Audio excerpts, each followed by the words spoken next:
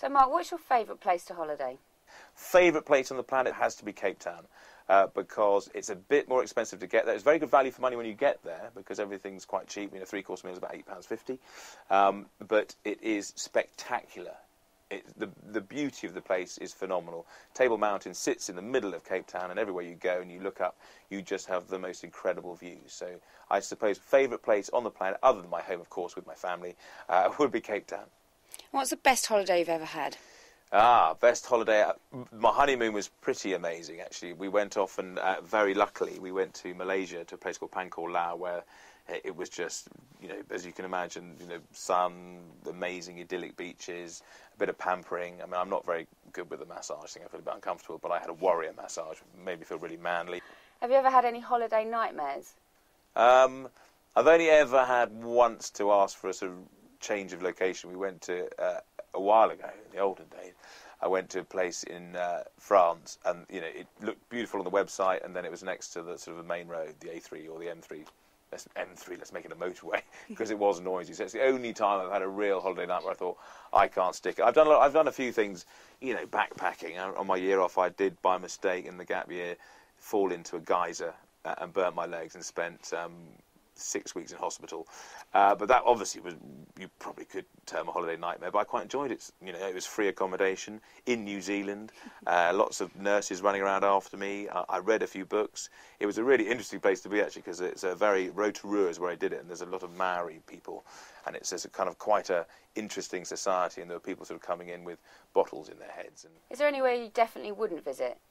I don't think you should write off anywhere, actually. I mean, even if you hear bad things about places, it's often just a minority of, let's say, people. You know, people give certain places a bad name because, you know, they say us Brits go over there and drink too much and behave badly. But actually, even if you go to those places like Benidorm, it's just an isolated part of Benidorm where if you want to go and get absolutely banana, you can do that.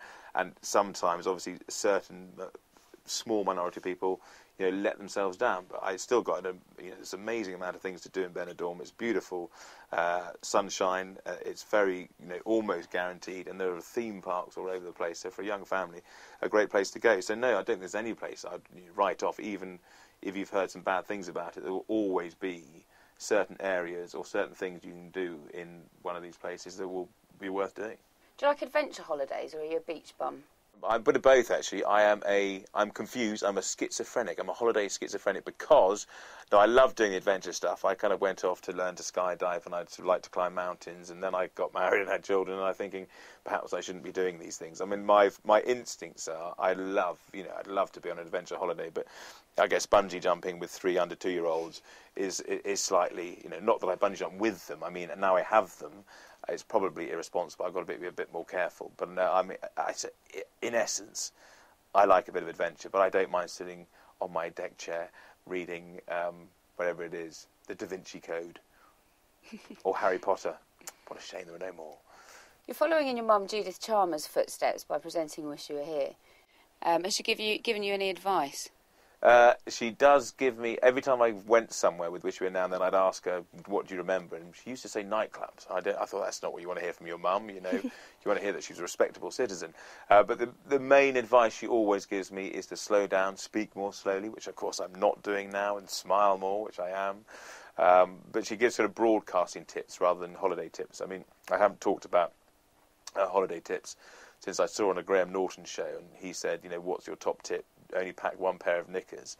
And she said, who says I pack any knickers? And I thought, oh, it's your mum talking. And it's horrifying, so I don't dare go into asking her for her top tips. But I've luckily got my own top tips page now on teletextholidays.co.uk website, page 175 on ITV1. So I've actually got some top tips of my own. And she normally is the top tipster, but I think, move aside, Jude. Marcus is in town.